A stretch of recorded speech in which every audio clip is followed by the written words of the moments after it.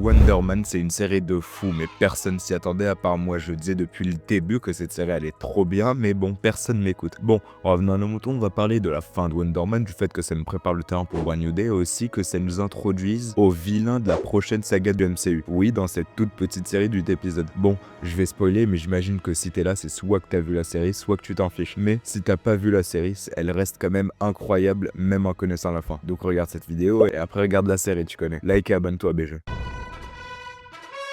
Commençons par un petit résumé de cette série. Simon Williams est un acteur en difficulté à elle et il a développé des super pouvoirs quelque part pendant son enfance. On sait qu'il a eu un incident avec du feu chez lui et tout porte à croire que c'est un mutant. Le seul problème, c'est que les acteurs avec des super pouvoirs ne sont pas autorisés à jouer dans des films à Hollywood parce qu'un acteur avec des pouvoirs se sentait mal sur un tournage et a fait disparaître Josh Gad. Et après ça, les assurances étaient beaucoup trop hautes et les personnes dotées de super pouvoirs ne sont plus autorisées à travailler là. C'est donc pour ça que Simon doit garder le secret sur ses pouvoirs. Entre-temps, Trevor Slattery, qui est le gars qui jouait le mandarin dans Iron Man 3, est arrivé à LA pour reprendre sa carrière d'acteur. Mais il est immédiatement arrêté par le Damage Control. Le Damage Control a fait pas mal d'apparitions dans la MCU. Au début, tout ce qu'il faisait, c'était nettoyer les dégâts des batailles de super-héros, mais après, ils ont commencé à nettoyer les super eux-mêmes. Ils ont arrêté Peter Parker et ont poursuivi Kamala Khan. Mais le Damage Control a un problème. Leur prison Supermax qu'on a vu dans She-Hulk est seulement remplie à moitié. Et ils doivent arrêter des personnes dotées de super-pouvoirs pour obtenir plus de fonds fédéraux. Ce qui correspond plutôt pas mal à comment le système judiciaire actuel marche. Mais bon, on va parler de ça un peu plus tard dans la vidéo. Donc, l'agent Clary a besoin de l'aide de Trevor pour attraper Simon. Donc, Trevor accepte, mais ça, c'était avant que les deux forment une très bonne amitié et que les deux soient castés dans le remake à gros budget du film Wonder Man des années 80. Donc ça, c'est le rôle de rêve de Simon. C'est ça qui lui a donné envie de devenir acteur. Il associe ça avec son père parce que c'était aussi l'un de ses films préférés. Mais là, une journaliste déterre des infos sur Trevor et découvre qu'il a été arrêté. Et Simon comprend que son meilleur ami l'espionnait. Fou de rage, Simon se rend sur le plateau et à cause de ses pouvoirs, à cause du fait qu'il ne soit pas bien, ses pouvoirs se déchaînent. Mais à cause de ses remords, Trevor décide de sauver son meilleur ami. Il reprend le rôle du mandarin et dit que c'était lui qui a causé l'explosion. Donc Wonder Man sort, Simon devient une star et quand son agent lui demande ce qu'il va faire plus tard, on a cette longue séquence où il rencontre un mec ordinaire et reste avec lui pour se préparer un rôle. Et donc cette séquence se poursuit pendant une grande partie de l'épisode et après on a le reveal. L'homme est un garde pour la prison Supermax. Simon entre et utilise ses pouvoirs ioniques pour rester furtif et sauve Trevor. Tu vois, le truc avec cette fin, c'est que ça nous montre que le vrai objectif de Simon, c'est pas d'être une star de cinéma. On appelle ça le mensonge que le personnage croit. Pendant toute la série, on peut voir que Simon a sacrifié ses amitiés et ses relations pour réaliser son rêve. Mais il se rapproche de ce rêve seulement quand il devient ami avec Trevor. Quand Trevor commence à le coacher, il est plus détendu et plus heureux. Et il arrive à maîtriser ses pulsions destructives. Mais il doit sacrifier cette amitié pour atteindre la célébrité. Et ça le rend pas heureux. C'est une success story hollywoodienne classique. Donc le vrai arc de personnage de Simon dans cette série, c'est d'apprendre qu'il a besoin de personnes qui lui sont chères dans sa vie. C'est donc pour ça qu'il a peut-être sacrifié sa carrière pour sauver Trevor. Maintenant, on va parler des conséquences de cette fin et de ce que ça veut dire pour la vie de Simon. Où on pourrait peut-être le revoir et de comment tout ça nous prépare pour Brand New Day, la saga des mutants. Cette fin nous montre que Simon a passé plusieurs mois à contrôler ses pouvoirs. Pendant des années, il a emprisonné ses pouvoirs, tout comme ses émotions. Et c'est pour ça qu'il veut devenir acteur parce que c'est son seul exutoire personnel. Et t'as vu, j'utilise des mots difficiles. Mais là, il contrôle tellement ses pouvoirs qu'il peut faire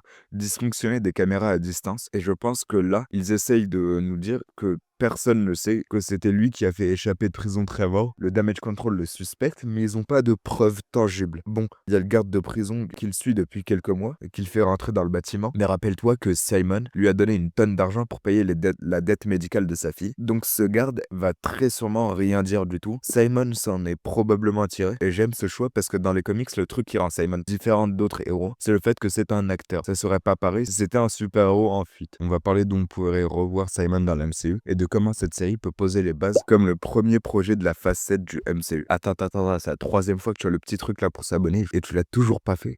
Mais t'attends quoi, fiston? En plus, je mets pas mal d'efforts pour ces petites vidéos, même si elles sont parfois, bon, ok, pas mal de fois pas ouf, mais bon, certes. Mais ça serait vraiment cool si tu pourrais t'abonner, lâcher un like et commenter. Ça aide au développement de la chaîne. Et ah ouais, objectif 1000 abonnés. C'est bon? Tu t'es abonné? Reprenons. Le projet le plus évident, on pourrait revoir Simon, ça serait Wonder Man saison 2. Marvel Studios n'a aucun plan officiel pour une deuxième saison pour l'instant, mais Marvel a adopté une approche télévisuelle plus conventionnelle. Ça veut dire qu'il commande plusieurs saisons de télévision et pas juste des mini-séries comme WandaVision et Agatha Holloway. Et en plus, avec toutes les critiques qui acclament cette série et le fait qu'elle commence à être vraiment populaire, tout ça a attiré beaucoup de gens. Et je pense qu'on peut attendre une autre saison. Le showrunner Andrew Guest développait aussi Hawkeye saison 2, mais il a dit que la fenêtre pour cette série a été fermée parce que Marvel s'est tourné vers d'autres projets. Ce qui veut sûrement dire que Kate Bishop va aller vers les Young Avengers. En gros, ce que je veux dire, c'est que Andrew Guest est libre pour une autre saison de Wonder Man. Bon, je l'ai dit, une partie importante du personnage de Simon, c'est qu'il est une star et un acteur professionnel. Mais Trevor Slattery est une grande partie de cette série, avec son alchimie avec Simon. Tu vois, il pourrait l'emmener dans un endroit sûr, genre la dimension de Talos, qu'on a vu dans Shang-Chi, mais à cause de ça, on n'aurait pas de Ben Kingsley. Donc soit Trevor et Simon sont en fuite, ou ils doivent nettoyer le nom de Trevor. Et je connais un excellent moyen de disculper Trevor, tout en nous donnant la base pour une nouvelle équipe d'Avengers, She-Hulk. Elle vit à LA, c'est une avocate spécialisée dans les affaires médiatisées. Elle a déjà défendu un client qui était en détention chez le Damage Control, l'Abomination. Tu vois, je pense que She-Hulk pourrait construire un argument pour Trevor, qu'il a été manipulé pour devenir le mandarin et a été kidnappé par le Damage Control, qui ont utilisé des moyens cruels et inhabituels pour le jeter en prison sans aucun procès. Plus le fait qu'il n'y ait aucune preuve que ça soit lui qui ait fait sauter le studio, pour moi la clause Doorman ça sonne pas mal comme de la discrimination. Simon est né avec ses pouvoirs et c'est pas juste de l'empêcher de travailler, mais c'est surtout à ce stade un gros atout pour le box-office, donc le studio voudrait qu'il reste travailler avec eux. Plus un acteur avec des pouvoirs, ça veut dire que le studio peut économiser beaucoup d'argent sur les VFX, mais ce que je préfère avec cette idée, c'est que c'est une façon organique de réunir deux super-héros, ce qui peut mener à ce qu'ils créent les West Coast Avengers. Wonder Man en est un membre fondateur, et ça serait une bonne façon d'y mettre des héros du MCU qui n'ont pas eu toute l'attention qu'ils méritaient. Exemple, Rhodey vivait sur la côte ouest, et il faut redonner de l'honneur sur le nom de cet homme, parce que la dernière fois qu'on l'a vu, c'était dans Falcon and the Winter Soldier. Il était supposé avoir son film, mais il a clairement été annulé. Donc je me dis que peut-être il reprendrait cette idée de voir de la technologie Stark atterrir dans les mauvaises mains et d'avoir la formation de cette nouvelle team d'Avengers, au moins avec Rhodey, She-Hulk, Vision, Wonder Man et d'autres. Après tout, le Damage Control utilise déjà la technologie Stark et qu'ils ont récupéré dans No Way Home, et peut-être même avoir Ant-Man et la Guêpe qui viennent là. Bon, ça c'est un peu mon pitch de rêve, mais je sais pas si ça va arriver. Tatiana Maslany apparemment ne veut plus jouer le personnage, et la série, même si je l'ai bien aimée, n'est pas vraiment adorée par les fans. Si Simon est démasqué comme personne dotée de super pouvoirs, peut-être qu'il gagne son procès, mais que le studio ne veuille plus le caster dans d'autres films. Donc voilà la deuxième possibilité pour lui. Il pourrait faire partie de la X-Force. On a eu plein d'itérations de cette équipe au cours des années, mais l'une de mes préférées, c'est celle de Peter Milligan et Michael Red, qui est sur un groupe de mutants, mais qui sont aussi des stars de télé-réalité. Les producteurs les envoient dans des batailles qu'ils savent qu'ils vont pas gagner, et donc les chances de mourir sont hautes. Dans la première issue, toute l'équipe meurt, un peu comme dans The Suicide Squad. Simon pourrait rejoindre une équipe comme ça aux côtés d'autres mutants. Et bon, là on va commencer avec les trucs vraiment juteux et comment Wonder Man utilise Spider-Man Brand New Day et la saga des mutants. Ils font bien attention à ne pas nous montrer comment Simon a eu ses pouvoirs, il ne les comprend pas et ils se sont manifestés pendant la puberté comme avec les mutants. Donc bon, il y a moyen qu'ils aient juste changé son origine parce que dans les comics elle est beaucoup, mais beaucoup trop compliquée et ennuyeuse, ou bien que Simon pourrait être l'un des tout premiers mutants dans le MCU. Et ça nous montre aussi comment le Damage Control peut être un grand vilain de la saga des mutants. Leur job au début c'était juste de ranger après les batailles, comme dans les comics, mais après le snap, leur rôle a évolué et est devenu le fait de surveiller les gens dotés de super pouvoirs. Ils ont non seulement arrêté Peter Parker, mais ont aussi saisi la technologie Stark, incluant les drones d'Edith, et dans Miss Marvel, ils chassent Kamala Khan et Cameron en utilisant les mêmes drones recyclés. Et c'est subtil, mais c'est un méga moment pour le MCU. Et je l'ai déjà dit, s'ils font Armor Wars, ça ferait sens que Rhodey s'attaque au Damage Control. Et dans cette série, on peut voir que Damage Control fait maintenant partie du système carcéral américain. Tu vois, il y a de l'argent à se faire dans les prisons. Des compagnies privées les construisent et ensuite, ils donnent du travail à des communautés plus rurales. Donc, il y a toujours une certaine pression sur les forces de l'ordre pour remplir ces prisons, que les personnes soient des vrais criminels ou pas.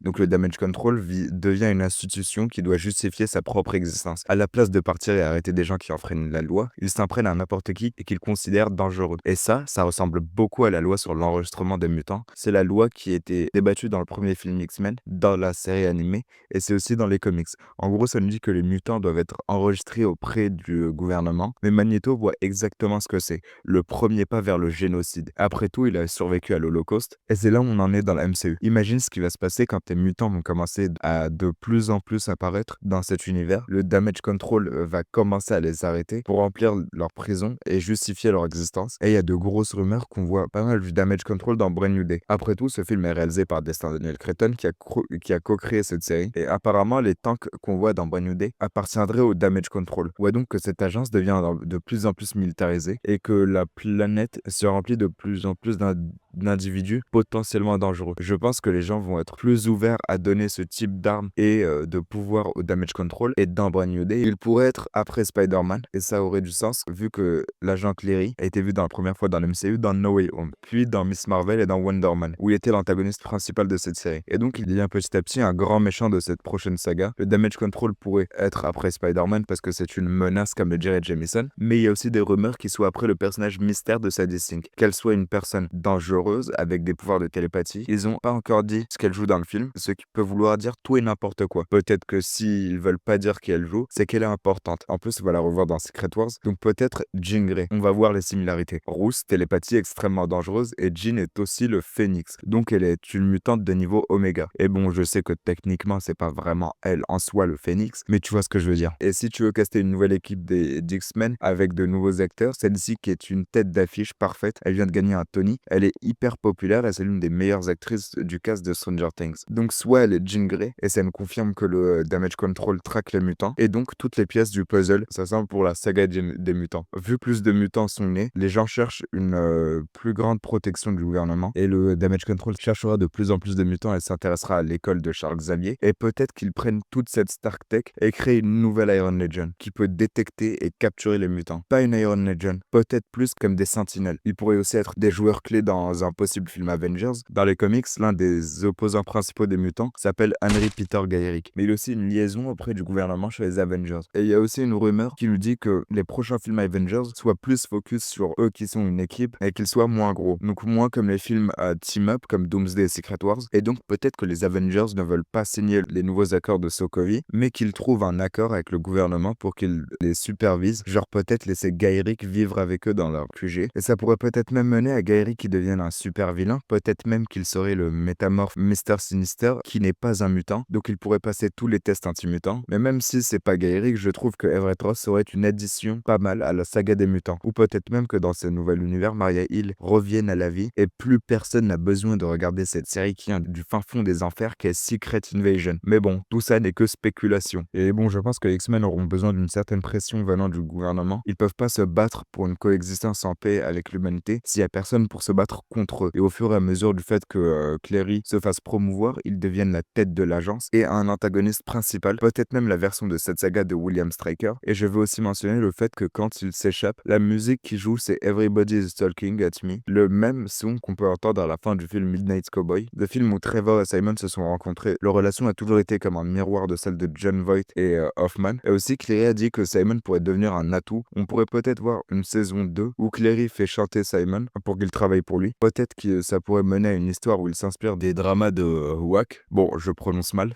mais en gros c'était un truc où les personnalités d'Hollywood étaient obligées de dénoncer des communistes de l'industrie pour sauver leur carrière. Mais dans ce cas-là, ça serait Simon qui soit obligé de faire ça avec des gens dotés de super pouvoirs. Mais bon, dis-moi dans les commentaires ce que t'as pensé de cette fin de série. Et je sais que j'ai pas vraiment donné mon avis dans cette vidéo, mais si t'es là, en gros, j'ai vraiment beaucoup aimé et je trouve que c'est un des meilleurs projets de Marvel. Et aussi, je sais que la vidéo est en retard, mais bon, si t'es abonné, t'es un peu habitué. Ça rime, donc c'est vrai. Mais bon, si tu toujours là, c'est-à-dire que tu fais partie des 20% des gens qui iraient jusqu'à la fin de la vidéo. C'est-à-dire que la vidéo t'a un minimum intéressé. Donc like, abonne-toi. Tu connais tout le tralala, ça aide au référencement et bon, STP fait ça. Allez, bye.